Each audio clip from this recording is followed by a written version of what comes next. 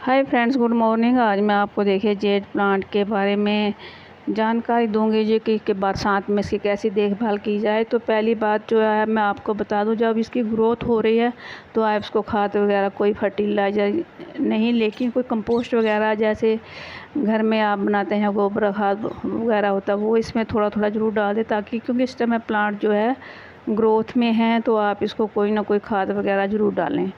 दूसरी बात है इसको पानी, तो पानी अगर बारिश का मौसम थोड़ी थोड़ी बारिश हो रही है तो उसमें प्लांट बाहर रहेंगे तो कोई बात नहीं। अगर ज़्यादा बारिश हो रही है तो प्लांट को आप थोड़ा शेड एरिया में रख दें जहाँ पे इसके कम पानी लगे, ताकि इसके रूट्स ना गल जाएं और प्लांट ख़राब ना हो जाए। वैसे तो प्लांट ये जल्दी मरता भी नहीं है, फिर भी अब अगर आप प्लांट की ज़्यादा बारिश हो रही है आपकी तरफ तो इसको थोड़ा सा शेड एरिया में रख दें ताकि इसको बारिश बहुत कम लगे।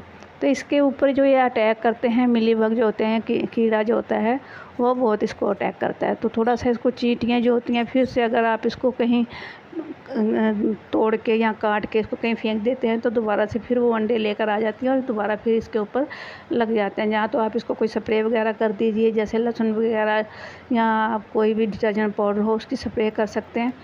तो 2-3 बार करेंगे तो ख़त्म हो जाएंगे, लेकिन फिर भी अगर कहीं एक तो है तो आप उसकी आगे से कटिंग कर दें, तो आप उसको बाहर कहीं आप नाले में या कहीं भी उसको डाल दें ताकि चींटियाँ ना उसको वापस लेकर आ सकें।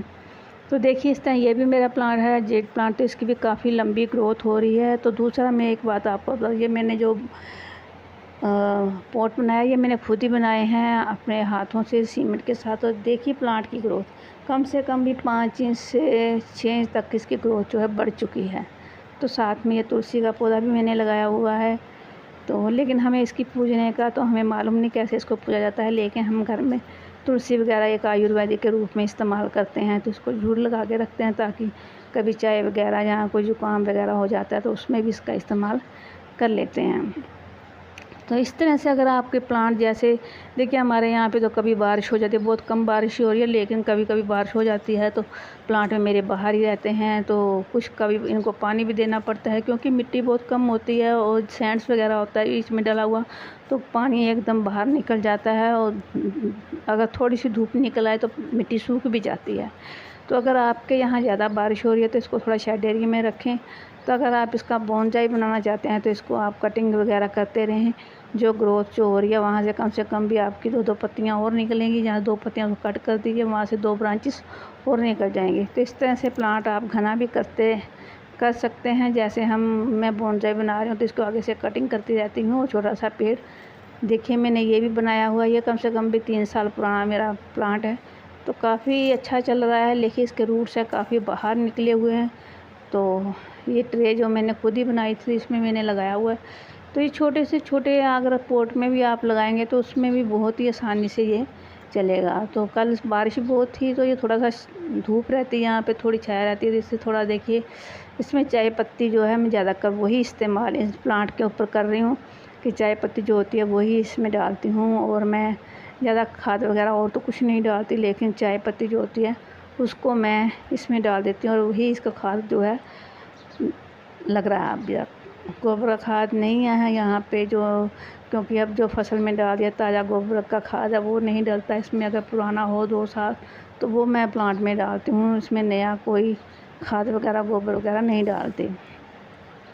तो ये देखिए बाकी जो मेरे जेड प्लांट है इनको मैं कहीं को जैसे वृक्ष के रूप में आकार दे रही हूँ, कुछ मैं इसको बोनसाई बना रही हूँ, कुछ इस तरह से कई तरह से ये मेरे प्लांट है। देखिए इसमें मैंने चाय पत्ती डाल रखी है, तो आपको दिखा दूँ। मैं इस तरह से चाय पत्ती एक साइड में रख देती हूँ, तो सूखती रहती है, जब सूख जाती है तो इसको थोड़ा सा गुड़ाई करके बीच में मिला देती हूँ।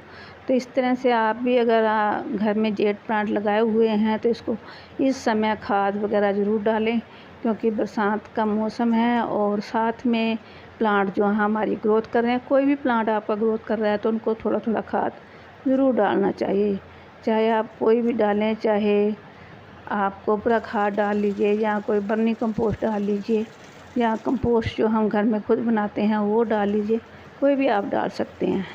तो अब जो नई ब्रांच निकल रही हैं आप इसको निकलने दीजिए। जब आप कोई आकार देना चाहेंगे तो उस तरह से आप इसको प्लांट को आकार भी दे सकते हैं।